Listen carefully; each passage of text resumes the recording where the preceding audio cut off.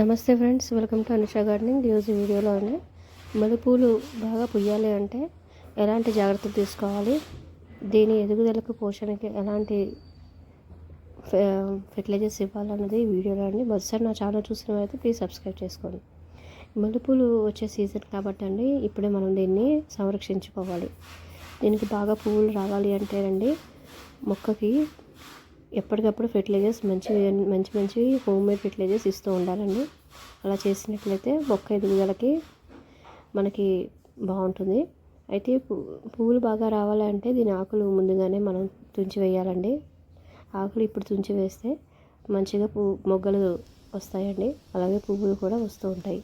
మంచిగా పువ్వులు పెద్ద సైజులో రావాలంటే మన పోషకాలు ఎప్పటికప్పుడు వారం ఇస్తూ ఉండాలి. ఈ పోషకాలకి మనం ఎక్కువగా బియ్యం కడిగిన నీళ్ళు ఇవ్వచ్చండి.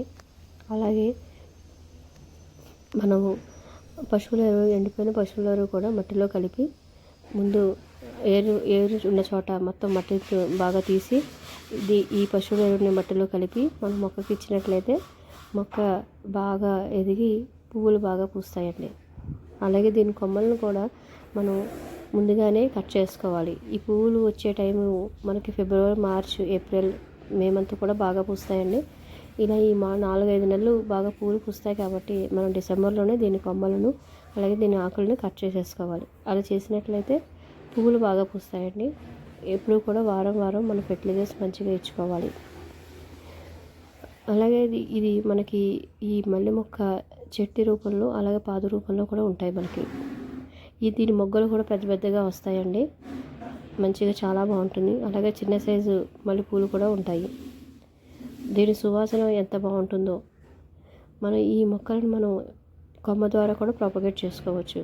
అలాగే అంటు ద్వారా కూడా ప్రొపగేట్ చేసుకోవచ్చు. నేను అంటు ద్వారా వేసేటట్టుది చాలా బాగా వచ్చింది. పువ్వులు కూడా చూడండి ఎంత బాగా వస్తున్నాయో. అలాగే దీనికి మనం మరొక పోషకం ఏంటంటే మీల్ మేకర్ అండి. మీల్ మేకర్ చాలా బాగా పనిచేస్తుంది. అలాగే పండ్ల మొక్కలు కూడా మీల్ మేకర్ చాలా బాగా పనిచేస్తుందండి. పశువుల ఎరువు ఎక్కువ మనం పండ్ల మొక్కలు వేయం కాబట్టి ఈ మీల్ మేకర్ మనం పౌడర్ రూపంలో ఇచ్చుకున్నట్లయితే మంచిగా గ్రైండ్ చేసేసుకుని వాటర్లో మిక్స్ చేసుకుని ఆ మీల్ మేకర్తో పాటు కొంచెం బెల్లం కలుపుకొని మన మొక్కకి ఇచ్చినట్లయితే ఈ మల్లెపూలు చాలా బాగా పూస్తాయండి. బెల్లంలో పోషకాలు ఎక్కువ ఉంటాయి కాబట్టి దాన్ని మజ్జిగలో బెల్లం కలిపేసేసి మన మొక్క కూడా ఇచ్చినట్లయితే పువ్వులు త్వరగా వస్తాయండి. ఇప్పుడు నేను చేస్తున్నది మీకు చూపిస్తున్నాను ప్రాక్టికల్గా.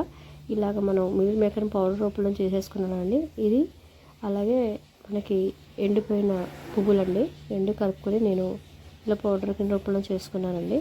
ఇలా మొక్క చుట్టూతో వారం ఇస్తూ ఉంటాను.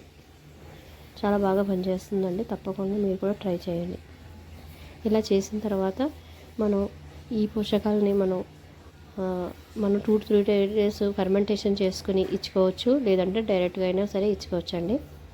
ప్రతిసారి మనం బెల్లంతో కలుపుకోవాలండి ఫెర్టిలైజర్స్.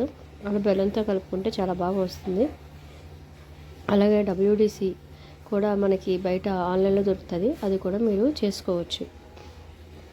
ఇలా ఇన్ని రకాలుగా ప్రతిసారి రకరకాల వారం పోషకాలు ఇచ్చినట్లయితే మొక్క చాలా బాగుంటుందండి. మొక్క మంచిగా పోషకాలతో పెరుగుతుంది. ఇలా చేసినట్లయితే మీకు మంచి రిజల్ట్ కనిపిస్తుందండి. ఇలా గ్రైండ్ చేసి పెట్టుకోవాలండి. చేసుకుని మనం ఇచ్చుకోవచ్చు. మనం ద్రావణం రూపంలో కూడా ఇచ్చుకోవచ్చు అండి. మనం కావాలంటే బోన్ మీల్ కూడా కలుపుకోండి మీరు. నేను చెప్పాను కదండి పులిసిన మజ్జిగని. ఈ పులిసిన మజ్జిగలో నేను బెల్లం కలుపుకొని నేను ఫెర్మెంటేషన్ చేసుకున్నాను.